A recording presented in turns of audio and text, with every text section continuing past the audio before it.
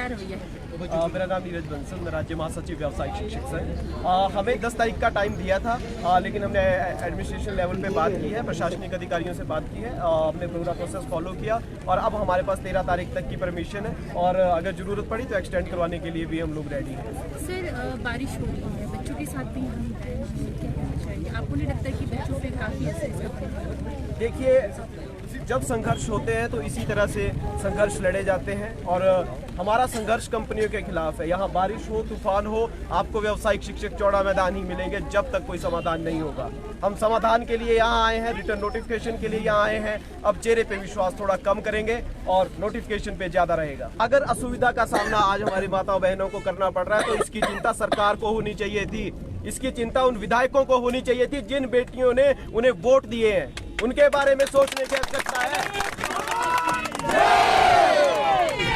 कंपनियों से कैसा डर, नारी शक्ति सड़कों पर, कंपनियों से कैसा डर, नारी शक्ति सड़कों पर।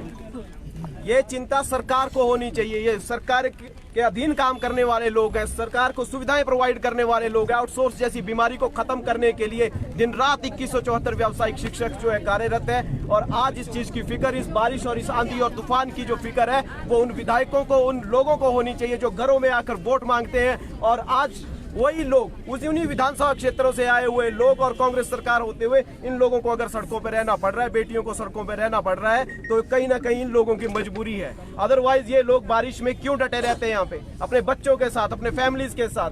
सरकार को ये एक सोचनीय विषय है, चिंतन करने की आवश्यकता है। सिर्फ वोट बैंक तक की बात नहीं होनी चाहिए थी। शिक्षा में राजनीति जो है अब व्यावसायिक शिक्षक बर्दाश्त नहीं करेंगे। हम लोगों ने एक पार्टी को वोट दिए, सिंगल एजेंडा पे काम किया है हम लोगों ने।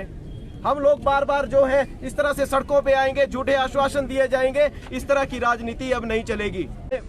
माननीय सीएम महोदय ने हमसे वार्ता करने के लिए आश्वासन दिया था, हम इंतजार कर रहे हैं। हम उस समय तक इंतजार कर रहे हैं जब तक हमें सेक्रेटरीट से कोई आदेश नहीं आ जाता है। हम इंतजार करेंगे उनका। हमारे मुख्यमंत्री हैं, हमने वोट दिया है, हमने जिताया है, हमें विश्वास है। हम सरकार में अभी भी विश्वास रख रहे हैं। आज 14 दिन बीत जाने के बाद भी अभी भी हम सरकार में जो है अपना विश्वास दिखा रहे हैं। लेकिन कहीं ना कहीं दुख होता है कि जिन लोगों को हमने वोट दिए आज वो लोग कहाँ हैं? आज वो सरकारें क्या सोच रही हैं? क्या उनके लिए चिंतनीय विषय नहीं है? हम अभी भी माननीय सरकार से निवेदन करते हैं कि आप हमारे बीच में आइए, कुछ लिखित आश्वासन दीजिए, कुछ लिखित में बात कीजिए, डायलॉग का प्रोसेस शुरू करिए। क्योंकि मैंने हमेशा कहा है, हमारी टीम्स ने हमेशा कहा है कि कहीं ना कहीं विभागीय अधिकारियों की गलती है। विभागीय अधिकारी मंत्री महोदय को, चाहे वो शिक्षा मंत्री महोदय हैं, चाहे सीएम महोदय हैं, उनको सही जानकारी उपलब्ध कराने में जो है उनका फेलियर रहा है और समय रहते सरकार को इसको दुरुस्त करना होगा। एक डायलॉग्स का प्रोसेस शुरू करना होगा ताकि ये बेटियां, ये लोग घरों को वापस जा सकें और अपनी नौकरी को जो है वो सुरक्षित कर सके। ये सरकार को चिंतन करने की आवश्यकता है। उन माँ बाप को भी चिंतन करने की आवश्यकता है जिन माँ बाप के बच्चों को हम स्कूलों में पढ़ाते हैं।